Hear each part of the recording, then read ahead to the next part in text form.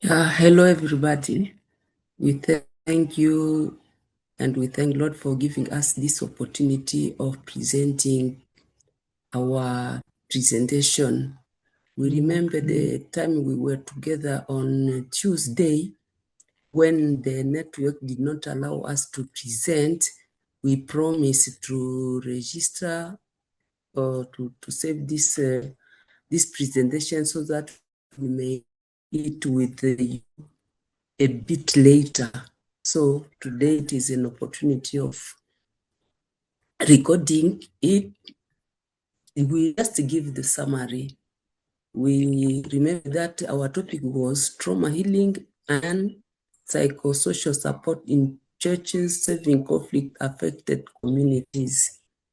I'm Kavira from CBCA Church. We want to present just the plan of our presentation. It's about the introduction, challenge of conflict-affected communities, some church supportive activities, biblical and theological foundations of counseling ministry, actions to be improved as positive practices that are protector factors. And lastly, we will talk about the recommendations when concluding this work. Related to the introduction, we want just to remind the summary of understanding the impact of trauma in the context of conflict-affected communities. We have already talked about trauma many times. We give here a short word about trauma that involves an emotional response or reactions to a distressing event or series of events that overwhelm an individual's ability to cope. It can result from exposure to traumatic events or to experiences or witnesses of abuse or insecurity, war, human losses, and many other causes. Related to the scope of trauma, even if the trauma happened one time or many times, or long-lasting repetitive events, this affects everyone differently and leads to significant psychosocial, physical, physiological, and social consequences. Here I want to say each one responds differently. A same event can affect somebody negatively when others are not very affected. So, about scope of trauma, we have 4 levels. There is the individual trauma.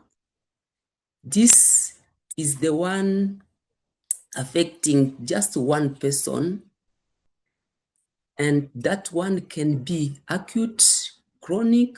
Chronic means repeated and prolonged.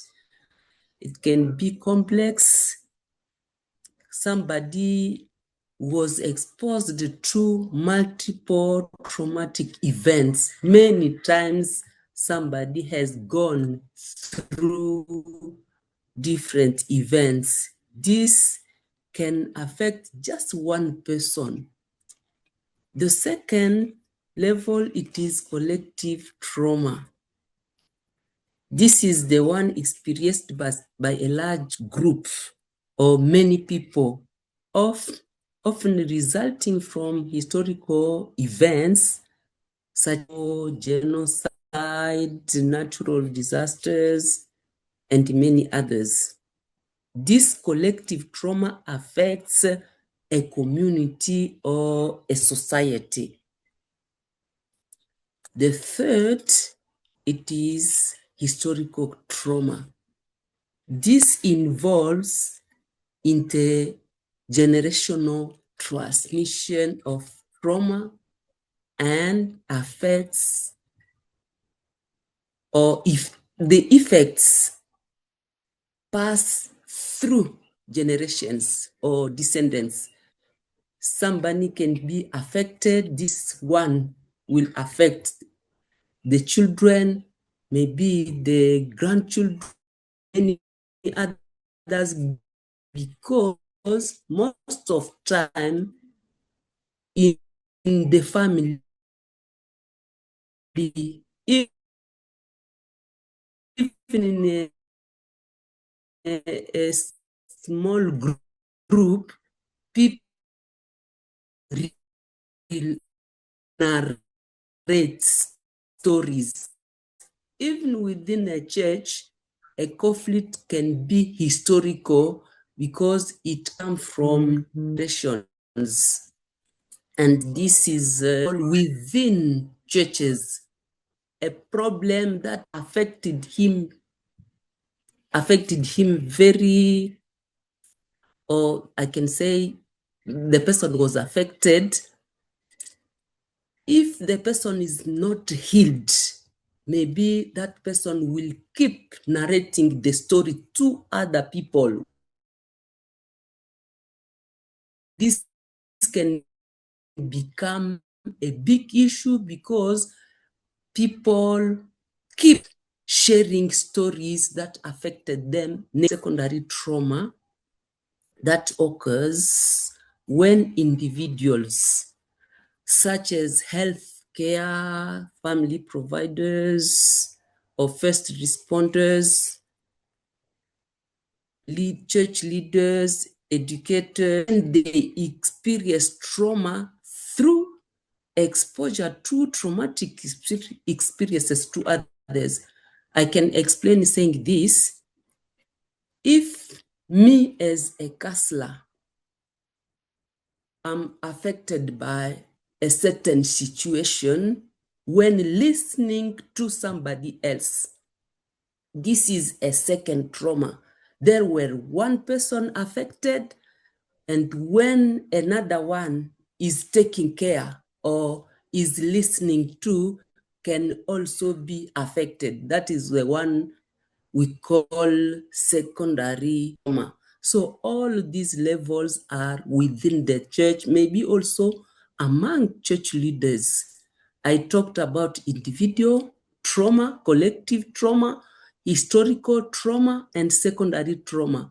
And I come back to these levels of trauma because within the communities experiencing conflicts, especially these conflicts from war or insecurity, many people are affected by this kind of trauma, and one person can be victim of all of them. The person can have individual trauma, the same time is affected by collective trauma, the same time historical trauma and secondary trauma. That's why we saw the necessity of the church to take this ministry seriously, because it is important. Many people are affected at different level. And when somebody is affected, this can affect at the other side the belief. Because when people lose hope, they can also lose commitment to church activities. Maybe through isolation, somebody you can discover that somebody is no more frequent. The person has become isolated. The person lives in withdrawal. So church leaders, we have to take up attention, or to look for people when we discover some behaviors. These are behaviors that can be consequences or result from somebody who has been affected by these different kind of trauma. So if we want to talk about the challenges of conflict-affected communities faced by the church leaders, there are many, but we just mentioned some of them. The community and church members in the area where people have experienced conflicts, they can go through loss or destruction of income activities, including homes, fields, farms, business, jobs, employment, human being, and so on. These people can also go through repeated internal and external displacements. They also go through ignorance about psychology and mental health necessity. People are affected by trauma, but do not know that is necessary to look for care. There may be food insecurity, malnutrition, education interruption, chronic diseases, fatigue of church leaders. We know that our church leaders are very, very busy with many other things. So they may even miss time to listen to other people because of what they are doing. Is the pastor or church leader who does everything alone within the church.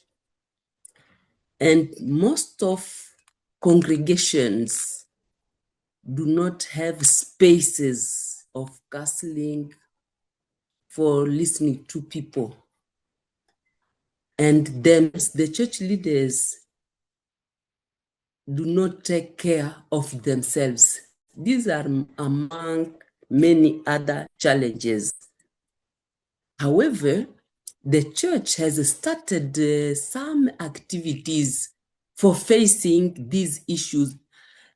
The church or church leaders know very well that people are affected. They try their best to organize different activities. Some of them are trainings of other church leaders, including chaplains from school and hospitals. You can discover some photos showing church leaders attending workshops of training related to counseling and trauma healing. Apart from pastors, there are departments that organize also many activities related to trauma healing. I just talk about one or two departments, like development department that has created spaces and therapeutic gardens in places where cruel has been repetitive.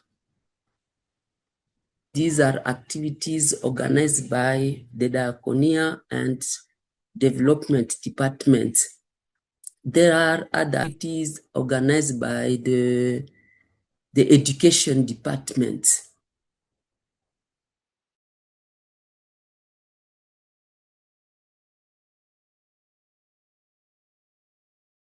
They relate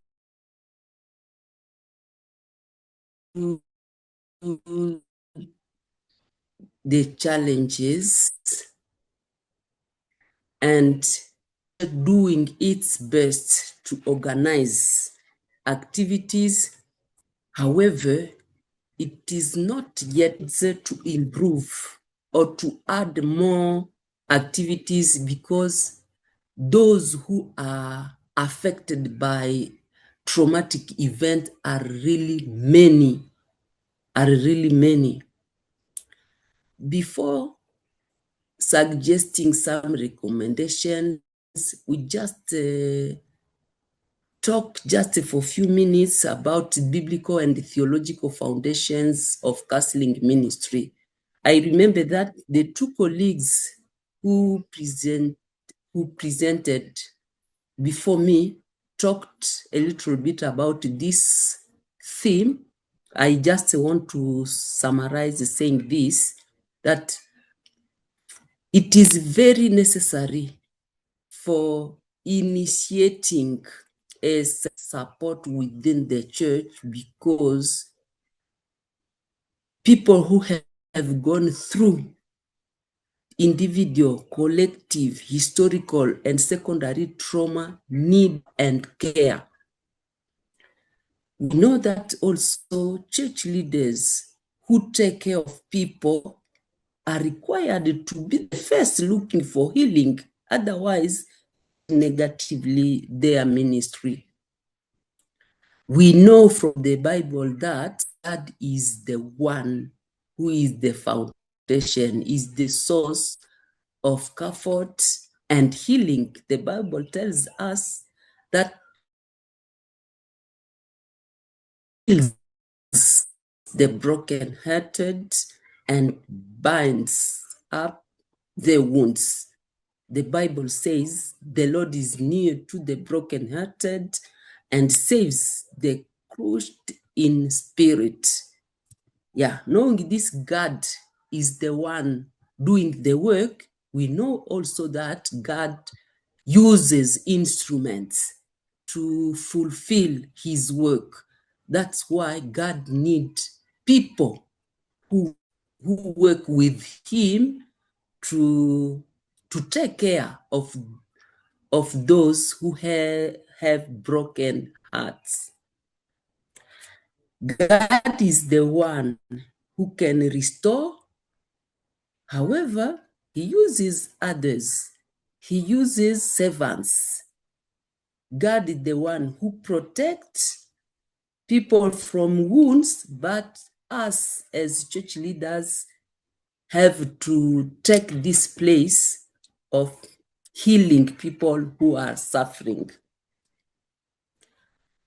We just want to remind the church that there are actions to be reinforced.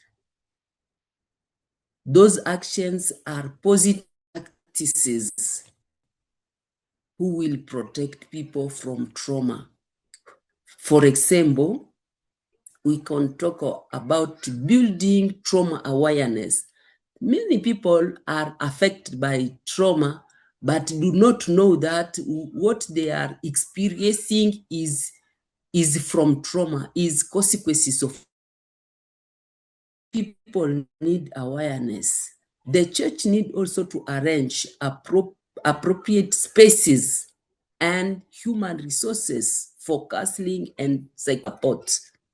The church or church leaders need to do follow-up of care, especially of all the people who are going through chronic diseases, because some of them are mixed with those trauma consequences. Also, church leaders need to teach healthy coping skills to church members and to all church leaders. There are many other suggestions. I know that them through these presentations, because apart from what we are just saying, we have also sent the written presentation.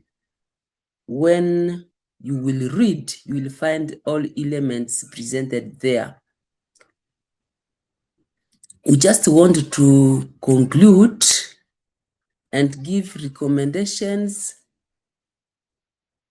repeating that there is a necessity of pursuing reinforcement of church services or church service leaders for trauma healing support. Also, as everybody do not have all the skills, we recommend that as pastors have some limits, it is necessary also to refer others to specialists, to experts in the domain.